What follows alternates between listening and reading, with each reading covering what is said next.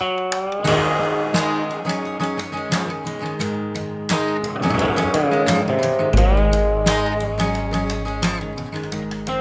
welcome to another episode of The Mouse and Men, where we explore the grown-up side of Disney.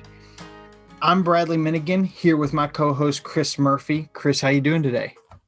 I'm good. I'm getting a little nostalgic and sad that we're coming to the end of our EPCOT Pavilions series around World Showcase Lagoon. But I've enjoyed each week that we've stopped by to just enjoy each of the pavilions and what they are there to do. From a trip that we took over a year ago at this point. But I'm happy to be talking about Norway this week, one of my favorite of the pavilions and one of the youngest as well. Well, you know, if we miss it too much, we'll just do a victory lap. You know, in college, if you take a fifth year, you know, you just go around again. We can just go around. We can talk about all the things that we missed, or we just say all the same things again.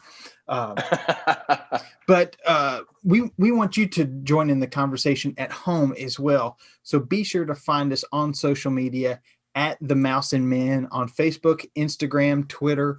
Be sure to find us on YouTube as well. And then go over to themouseandmen.com where you can sign up to be one of the first to get our top 10 things to do for adults in Disney World. Just a little PDF of things that you may not have thought about doing when you go down there for vacation. So Chris, since we've been in this COVID land, nobody's traveling as much as they used to. We've been using our trip a year ago to kind of virtually travel back to EPCOT in Walt Disney World. Yeah, and it's been such a blast to revisit these pavilions because, again, if we can't get out like we used to or need to, thank goodness we took a lot of pictures. We've got video. We're sitting here and just reminiscing as friends who experienced all this together. And with this entire podcast and show that we're doing even over on YouTube, that's one of the things that drew us into friendship over the years, talking about everything from music to football to Disney. And so, you know, as men, we realized that there's not a lot of other adults that talk about this, or when they do, they only talk about it in the context of we're going to take our young kids down to Disney World. But there's so much to do that we decided to make it our mission in life to pull other adults over from thinking that it's just something that you do as a kid, or that you take your children or your family on a vacation down there, to something that you can do as adults. There's all sorts of things. So yeah, I agree completely of checking out that PDF of the adult things that you can do in Disneyland or Disney World, Disneyland, just the world of Disney itself, because there's so much more than just princesses and fairy tales. I couldn't have said it better myself, Chris. So let's dive into Norway. We were there at the end of the day. If you've been following along, we have hit 8. We've hit 9. This is 10 of 11 different pavilions, different countries represented in World Showcase. And we started at noon in Canada, made our way around. I think we were going back and looking at pictures and videos that we had taken a year ago. By the time we made it to Norway, it's less than an hour and a half before park closes. And we still have to get to Norway, get our drinks, consume them, get to Mexico, consume those drinks. And then we did one or two things after Mexico as well in EPCOT, and had to get all that done before basically they kicked us out of the park for closing. So we didn't get to spend a whole lot of time in Norway, but I wish we could have. This is a great pavilion. You know, I mentioned that Disney is more than princesses and fairy tales, but as I was saying a bit before we went live here, it was one of the more fairy tale-like pavilions that I experienced in all of World Showcase. So beautiful there. It almost looks like, even though we're in Norway, it's, you know, there's grass on the roofs of a lot of the buildings. They have these beautiful stave church kind of architecture. It's almost like you're stepping into Middle Earth or something like that. And it was perfect. The sun was going down, so it was like sunset, and the rain looked like it was coming in. And so it had this really magical quality to it.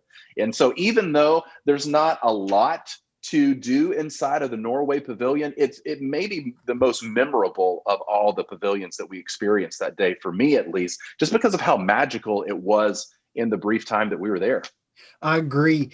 It's not a huge pavilion, or at least it's not as open as some of the others.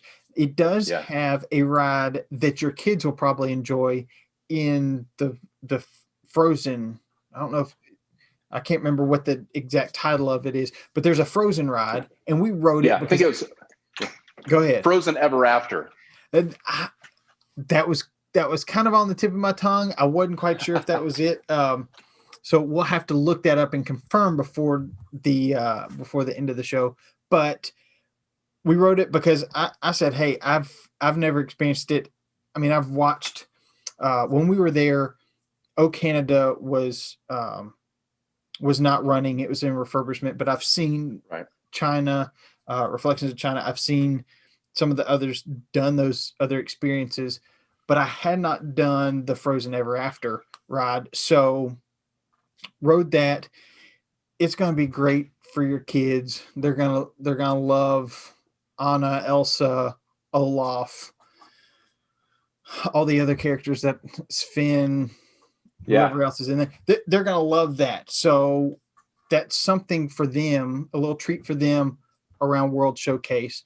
But I also think that these may have been the best beers on our tour around the world. Yeah, I agree. As far as beers go, there was a good variety there. And so there were some nice flavors that we got to experience there that maybe we hadn't at other pavilions. I think that one of the, maybe it was the Aass, was a bit thicker than other beers that we had experienced. And so some great flavors. And just to echo that, Frozen Ever After, I remember a couple of years ago, before they shut it down to turn it into a Frozen ride, I kind of experienced it as it was just about the country of Norway. And I loved it then as well. They didn't change the interior of the ride. It's still kind of like a Pirates of the Caribbean.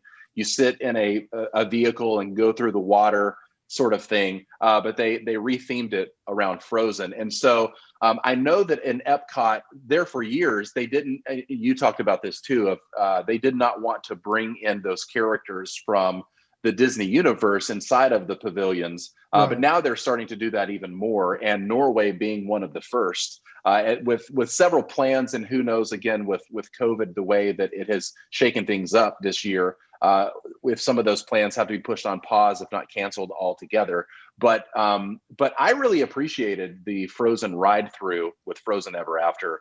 But yeah, it was a great land. But yeah, I think that you were just about to mention the beers that we tried on our Drinking Around the World challenge, and some delicious offerings. Yeah, so we had an Aass Pilsner, a little bit lighter, but not a lager, which we've had it, I don't know, like 8 of the 9 previous pavilions. And then we had, I believe it's pronounced Iceland Einstok, Einstok. It was a toasted porter. Oh, I can still taste it now, even though I was probably to the point where I'm not remembering everything clearly. I'm glad we got video evidence of that, so you can see the live review of our Aass and Einstok tastings on YouTube.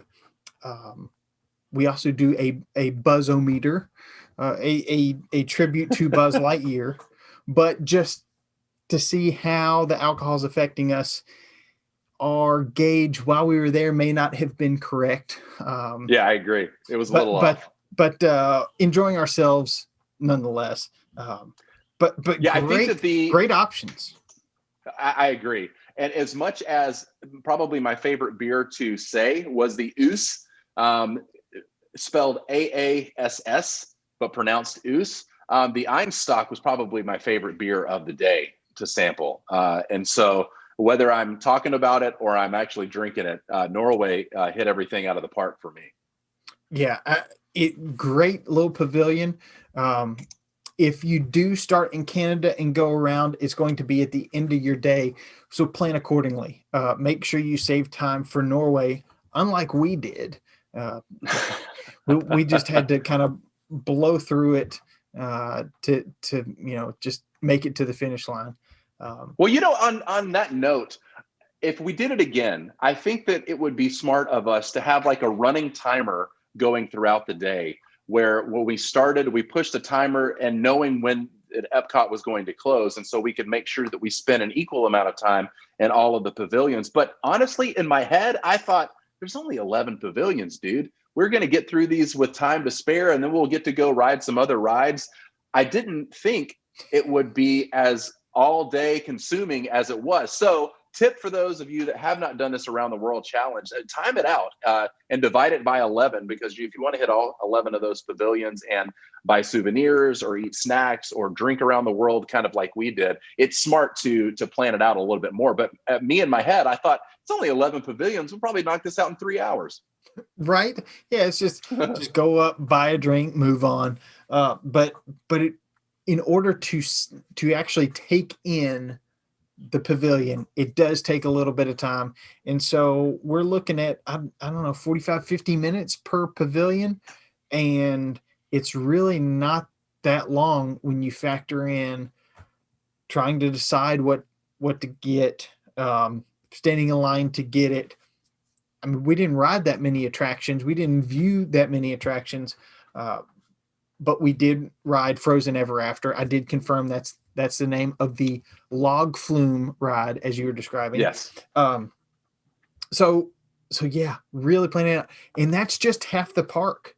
That doesn't include the World Discovery area in front of World Showcase when you walk in the front gates of Epcot. So yeah, and this is we took this trip in 2019. We're now talking about it in 2020, but in the next couple of years, again, if everything gets back on its feet like it's planned to, with all of the refurbishments, new rides, things coming into Epcot, this may go from what we argue is a 2-day park. This may go even higher than that with all of the new things that are coming. There's going to be 3 main worlds or areas of Epcot. And so this is going to be a destination to where it's not just the where old people go to walk around and look at the flowers park that it sometimes has the reputation to, but like a destination for all ages because of all the things that are coming there. So I'm excited about the future of Epcot. Again, if everything is going to be built and working and running like it's planned before COVID hit. Well, you make a good point that we've made the argument that this should be at least a 2-day park. Really, right. All the parks should be a 2-day park. Yeah. And I'm going to let that kind of take us into our plussing for this week. Plussing!